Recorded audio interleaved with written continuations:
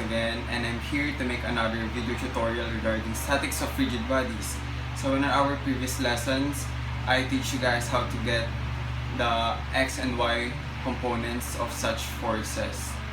But in today's video, I will also teach you to get their resultants, since nasa topic na tayo ng resultant of 3 or more concurrent forces. And also, I'd like to have this time to tell you guys that I would really appreciate if you make a feedback based on my performance when I'm teaching, para naman ma-lesson natin lahat ng mga mistakes na nagagawa ko on my previous video, and para mas maayos pa in my future videos. And that is all. So without further ado, let's hop in and learn. So for the example number 1, we have determine the resultant of the concurrent system of forces shown in figure. So kung makikita ninyo, no, kung mapapansin ninyo, again, it's a mix of a slope and an angle, yung direction ng ating forces, no, or kung sa physics, vectors. Ang unang gagawin natin dito, since natakang natin siya sa ating previous lesson, guys, madali na to, right? First, we have to take all the forces along x-axis, meaning we have to take summation of forces. Let's have summation of forces along x. Ganyan. Summation of f of x. Meaning, lahat ng nasa x components or nasa x-axis, ilalagay natin dito at isa-sum up natin. Like for example, etong 4,000 pounds with an angle of 30 degree. Meaning, since nasa second quadrant siya, ang x component niya is negative. So we have to put negative 4,000 cosine, since x component, cosine at angle niya na 30. Next is yung 5,000. Ang cosine din niya is also negative dahil nasa third quadrant siya.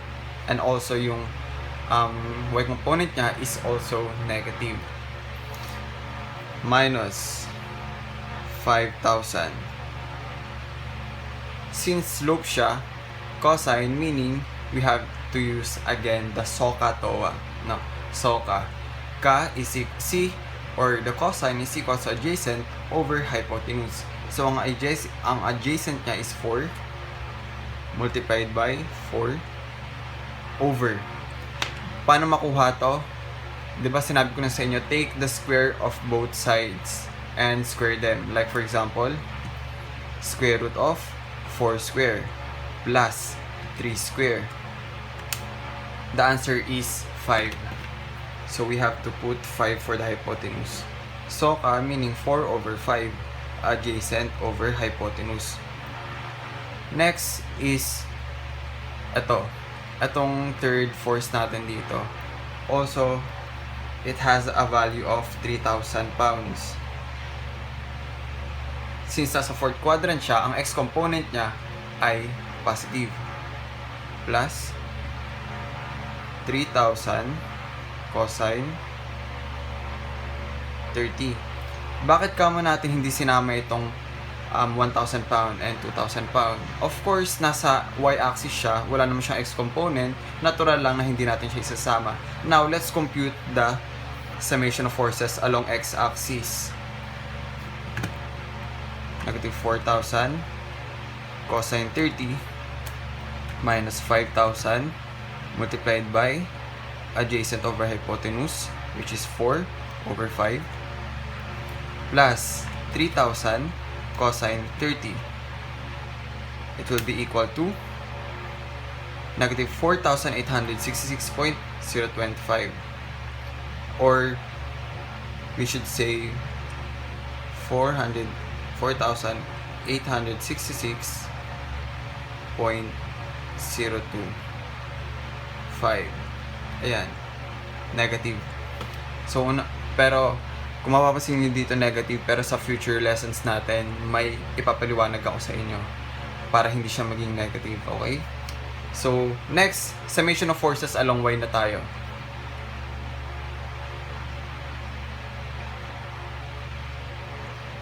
Ngayon, isasama na natin itong mga nasa y-axis natin, no? Since we are talking about y component. Since upward yung 2,000, it is positive 2,000. Wala siyang angle, so wala tayong i-multiply na cos sine or any angle. Unahin muna natin yung mga nasa positive side, no?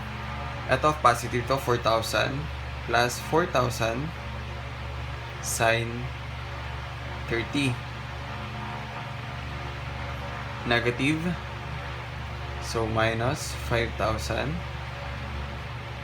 So, opposite over hypotenuse, we have 3 over 5 minus 1,000 minus 3,000 sine 30. Now, let's sum this up and it will be equal to 2,000 plus 4,000 sine 30 minus 5,000 multiplied by opposite, which is 3 over 5 minus 1,000 minus 3,000 sine 30. It will be equal to negative 1,500. Also, don't forget the unit, guys. It is very important. Now, since nakuha na natin ang x and y component niya, let's get the resultant. At ang resultant, you just have to use this equation. For resultant, we have r is equal to summation square of summation of forces along x plus summation of forces along y square. Para tayong kumukuha lang ng slope, no? Ganyan po ang pagkuha ng resultant. Now, since meron na tayong value for f of x and f of y, let's just transfer it here. Now, for the resultant, we have 4,866.025 square plus 1,500 square. And let's square them up. It will be equal to square root of 4,866.025 square plus 1,500 square. The resultant is 5,091.97.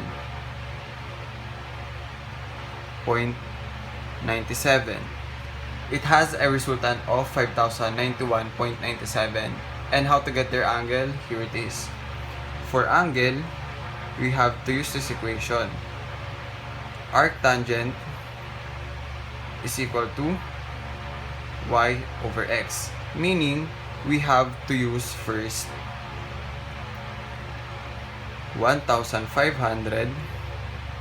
Since y ang hinahanap dito, ito ang gagamitin natin, 1,500 over this one.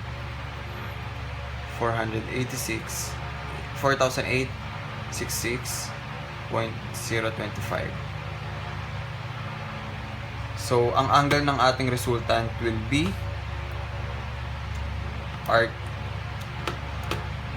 arctangent 1,500 over 4,866.025.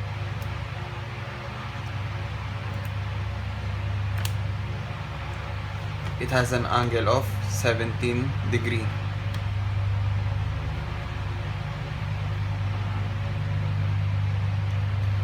Ganun lang po kadali ang pagkuha ng resultant at ang angle ng ating resultant.